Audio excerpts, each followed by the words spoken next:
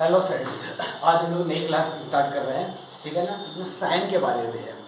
जितने भी important sign है, मोस्ट इम्पोर्टेंट, इसी से एग्जाम में आएगा। ठीक है ना, वैसे आपको सब आना चाहिए, लेकिन ये मोस्ट इम्पोर्टेंट पार्ट है कि इससे हर हाल में आता है। और आप पुराने पेपर करके देखिएगा कि सारे के सारे साइन इसी से आए हुए हैं। ठीक है, तो हम इस पर बात करते हैं। अभी हम मोस्ट इम्पोर्टेंट साइन, डीसी का जो साइन होता है कुछ इस तरीके से होता है और एसी का कुछ इस तरीके से होता है। ठीक है, अर्थ का कई बार पेपर में आया हुआ है, कई बार पूछा गया है कि अर्थ का साइन कैसा होता है। जो मोस्ट इम्पोर्टेंट अर्थ का होता है कि जमीन में ये बनी रहती है और एक कंडक्टर अंदर आ रहा है। सेल का होता है साइन कुछ इस तरीके से होता है, इसमें प्लस का जो लाइन होती है बड़ी होती है और माइनस की छोटी होती है।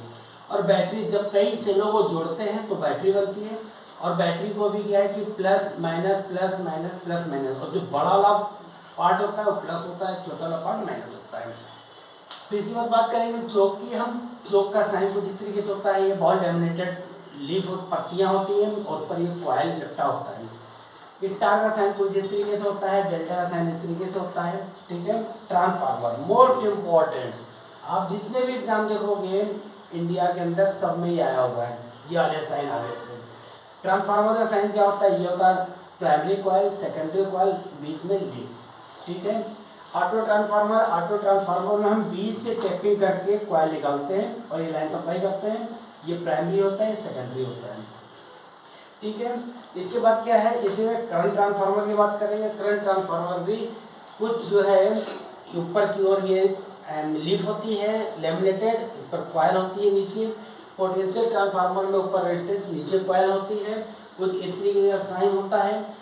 और मोटर जनरेटर का जो साइन होता है, मोटर जनरेटर बीच में कम्यूटेटर लगा रहता है जो एक दूसरे को खिलाता है। रोटरी कन्वर्टर डीसी को रोटरी कन्वर्टर एसी में कन्वर्ट करता है। बेल, आप साइन देख रहे हैं, बेल की जो टोपी होती है बजर में उल्टी हो जाती है, दोनों में कोई अंतर नहीं होता है। मोस्ट इम्पॉर्टेंट, कई बार एग्जाम में आया हुआ है क्वेश्चन, इंटरमीडिएट स्विच, इसमें आया है कितने पोल होते हैं। क्या आया है, कितने पोल होते हैं। देखिए 2 पोल इसमें होते हैं, पोल नंबर होता है इसमें 2। ठीक है, और इसमें पोल नंबर होते हैं 3। पेपर में आया हुआ है कितने पोल होते हैं इंटरमीडिएट स्विच में, कितने पोल होते हैं। तो इंटरमीडिएट स्विच में 2 पोल होते हैं।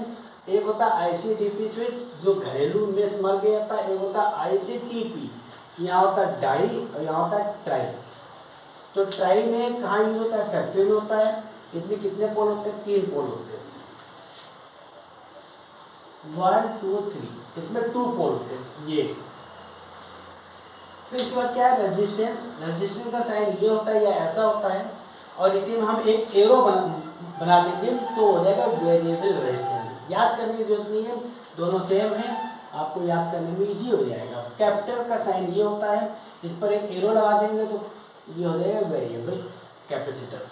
पावर फैक्टर, कभी भी किसी भी मीटर में अगर cos थीटा लिखा हुआ है तो क्या होता है, पावर फैक्टर मीटर होता है और कहीं नहीं पाया जाता। ठीक है ना, मोटर और जनरेटर का क्या होता है, देखिए कहीं पे भी केवल m लिखा हो तो मोटर होता है, कहीं पे भी m के साथ, अगर m के साथ ये साइन बना हुआ है तो इसका मतलब क्या है, एसी मोटर है। अगर साइन नहीं बना हुआ है या बना हुआ है साइन ऐसा बना हुआ है तो डीसी मोटर।